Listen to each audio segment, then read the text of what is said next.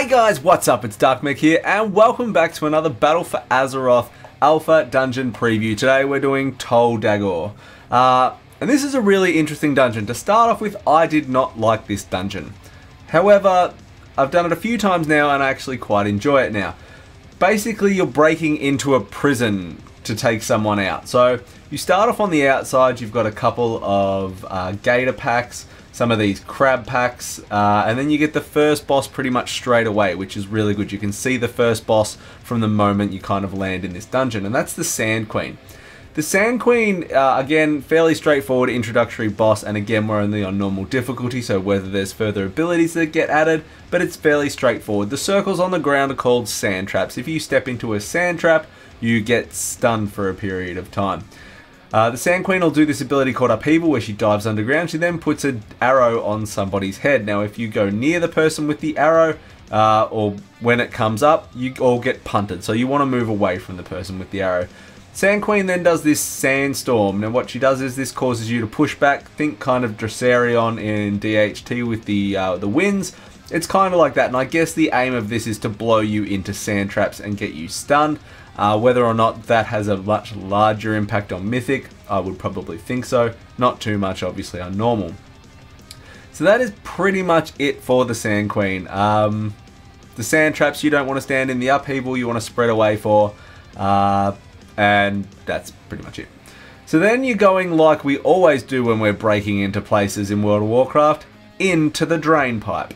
There is two gates for this. If you have a rogue in your group, you can actually lockpick the front gate and just go straight into the prison. If you don't have a rogue in your group, you are going through the sewers and up into the sodden depths where there's a whole bunch of sewer gators here. So once again, fairly straightforward. You're just going to pull all the sewer gators and hammer them down. And then it comes time to actually enter the prison itself, where you've got a prison guard just out the front. We're running up, you can pull this Ironhide Thug, which is one of the prison guards, says that there's intruders coming through the sewers into the prison, and you're actually into the prison itself then. The prison is a multi-layered complex, so this is where it became a little confusing the first time I came in here, and it didn't feel very straightforward in regards to the direction I was supposed to go. That might just be me though. Some people may be a lot less retarded in reading maps or just having a general awareness of where to go. I kind of felt like it wasn't as straightforward as somewhere like Freehold was. Don't get me wrong, it's not ultra confusing or anything, it just didn't feel as well laid out as Freehold in regards to, I know I'm supposed to go this way. So you continue to go up through the levels of the prison. There's a whole bunch of annoying mobs like these rat sea sprays here who put bubbles on themselves, where interrupts and stuns are going to be important. And then you're on to the second boss, which is Jess Howless. Now there's two things with this boss. One, that it does a Howling Fear, which you want to interrupt, it fears the whole group. The other is a dagger move, flashing daggers here, which you need a line of sight. So you always want to make sure when you're doing this that you've got a pillar, a corner or something like that that you're able to run around and get LOS on the flashing daggers. The flashing daggers, they'll just do damage and knock you back. Obviously that's going to be a huge issue on mythic difficulties and high mythic pluses. You'll also put a cripple on someone or a ticking poison. I'm not exactly sure the exact effect that has. I'm pretty sure it slows you and deals ticking damage, but I don't know how much. Around just under 50%, he'll throw a smoke bomb which will stun you all. What he then does, or what Jess does, I don't know, what the Worgen does, is it runs and unlocks all the prison cells, which brings a whole bunch of ads into the fight for you. The ads really don't do a hell of a lot. Again, we're on normal, so it's just a matter of chasing after Jess. You're going to get to the end. He's going to then start doing a motivating cry. Again, I don't actually know what this does because I just interrupted without actually hovering over what it does. I'm assuming it makes the ads hit harder and harder. That would be the logical assumption. Again, fears, flashing daggers here, so you just want to kind of make sure you've got a spot where your group is able to get LOS on the flashing daggers, interrupt the fears, AoE the ads down. That's about it. Again though, quite a cool boss. After this, you're actually going to run back through the other area. One of the gates comes up, and you're going to run and go to another level of the prison again. And again, there's going to be some really interesting things here that come out from, you know, the Super Mythic Plus players. in regards to there's so many levels and so many corners in this dungeon in regards to LOS, casting mobs. That handcuff ability actually silences people, which is a giant pain in the ass, and these mobs all cast handcuff. So that's something you've got to deal with. But again, line of sight will stop that. So that's going to be really interesting to see what some of the huge players do in regards to pulls through this. Multi-leveled, lots of corners. You know, if you're able to pull a lot and run a long way, you could see some really creative, huge pulls throughout this dungeon. As you finish that level, you then end up going to the outside of the prison, and there's these cannons out here, and this gives me a real Grimrail Depot vibe. So along here you can actually go and pull all of these mobs and bring them back. Someone can get in the cannon. You can again line of sight them around the corner. This kind of forms a bottleneck where someone in that cannon is just able to shoot the mobs. Now the cannonballs actually interrupt the mobs and knock them backwards. So if you got them into a tight little bottleneck sort of thing, the cannon could just continually barrage them, knock them backwards, interrupt their stuns. And that's really cool. Like, I thought this was a really cool feature in this dungeon, which again will allow for some really cool large pulls, and I'll be very interested to see how some of those guys, you know, the world's best, actually go about doing things in here. I think these dungeons so far are going to lend themselves really well to large pulls. Once that pack's down, you've got again another one where you've got another 2 groups of packs. Again, you can just go get them as the tank line of sight them around, someone jumps in the cannon, and you start barraging them down. And again, so you see that handcuff, how annoying it is. It actually slows you and silences you. So again, stuns and interrupts are going to be something that are obviously always important in dungeons. They're going to be really important in this one. We're then on to the third boss, which is Knight Captain Valerie.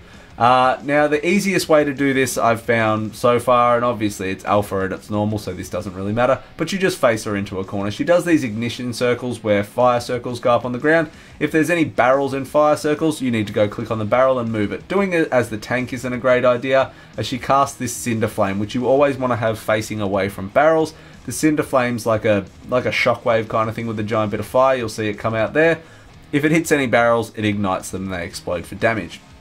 So the easiest way is just going to be having your healers or DPS move those barrels. So far what I can see, when she ends up casting that, no one's taking any damage and she's not doing anything. So whenever Cinder Flame is going off, you can use it to move the barrels. Make sure she's facing into a wall so no one's getting hit and no barrels are going off.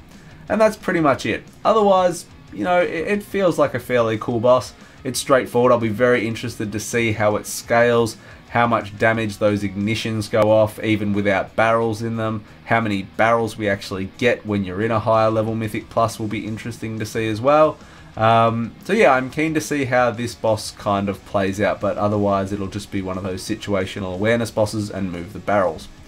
Once she's down, we're heading back outside the prison again, and you have yet again another cannon moment. So once again, you can just go grab all the mobs in this. There's 2 up the stairs as well near the final boss room. You can grab them, drag them back down, and have the cannon fire them. So far, no issues with friendly fire. The cannon fire will bounce you backwards as well. I'm assuming as a caster, would it knock you off your cast as well? And then we're on to the final boss, which is Overseer Corgus. Now, from what I've gathered with him so far is if you keep him near the top here, he'll only activate 1 cannon. If you sort of take him to a closer and closer to the corner, you'll be dealing with 2 cannons. Now you can see the cannon up the top here is spinning around. That will spin around in random directions. It will heat up and it will fire. He will also do a thing called Crossfire, which you just don't want to stand in the big black marks that are cones coming out of him that are going to fire. He'll also do this Deadeye, which is a giant fixated arrow. You want to use a cannon or a corner to line of sight that around so you don't take the damage. He'll also do these explosive bursts. It put 3 explosive bursts on players. They're circles you want to spread out. When the circles detonate, it's going to punt you backwards. You can see our healer just got collected by the cannon there. I tried several times to line him up in the cannon fire. The cannon fire goes off over him. At the moment, it doesn't look like the cannon does any damage to him. Whether or not that's something that changes as we go on as well will be interesting to see, because that could be really cool around positioning. And that's pretty much it. You can again see the cross ignition going off here. You just want to make sure you're not getting hit by that. The cannon, again, our healer got hit by it. So yeah, it's again a fairly cool sort of normal mode boss again in the opening dungeons for BFA. I'll be really interested to see if they add more things into it and what they do. Maybe on Mythic Plus there'll be multiple cannons going off, like 3 or 4 cannons that you've actually got to watch for spinning, which could create some really interesting conundrums for positioning and things like that. But otherwise, that's it, guys. That's Tol Dagor. As I said, after the first time I did it, I actually really came to enjoy this dungeon. The first time, not so much. But yeah, I'm really enjoying it otherwise. So if you've got any questions about the dungeon, hit me up in the comments below. Otherwise, thank you very much for taking the time to check out the video. Like, comment, subscribe, and I'll see you all next time. See you guys.